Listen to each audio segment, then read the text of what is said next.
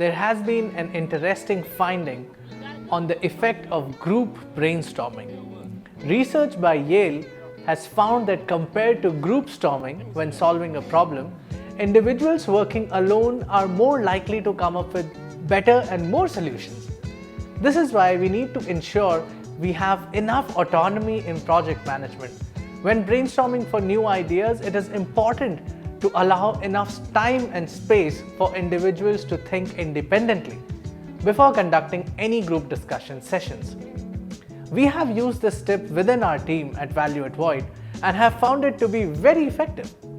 This is a simple but powerful practice that you could also use for your brainstorming sessions with your team. I hope this tip was helpful. This is San. You are watching UX Tip at Void. See you in the next video.